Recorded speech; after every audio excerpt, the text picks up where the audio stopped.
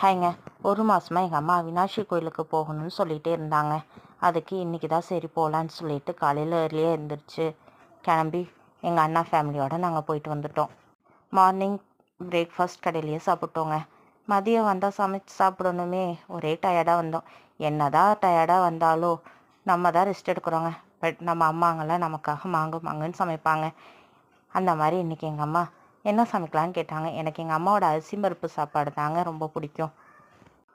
சரி அரிசி பருப்பு சாப்பாடு செய்யுமான்னு சொன்னது உடனே எங்கள் அம்மா 1 டம்ளர் அரிசி 1/2 டம்ளர் பருப்பு ஊற வச்சு எலுமிச்சம்பழ சைஸு புளியை எடுத்து ஊற வச்சுட்டாங்க. அப்புறம் என்ன வெஜிடபிள்ஸ் தாங்க, வெங்காயம் தக்காளி கட் பண்ணி எடுத்து வச்சுட்டாங்க.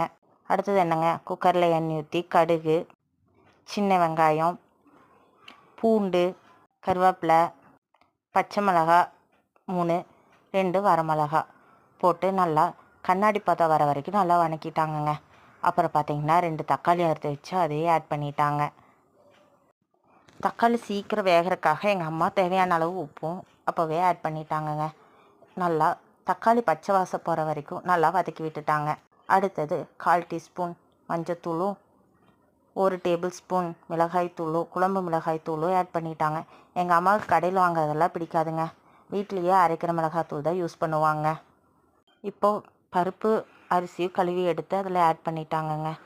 ஆட் பண்ணிவிட்டு புளிக்கரைசலையும் இதில் ஆட் பண்ணிட்டாங்க. ஆட் பண்ணி ஒரு கிளறிட்டு கொத்தமல்லி தலை மேலாப்பில் தூவி விட்டு குக்கரை க்ளோஸ் பண்ணிட்டாங்கங்க. ஒரு 3 விசில் வந்த பிறகு ஸ்டவ்வை ஆஃப் பண்ணிக்கோங்க.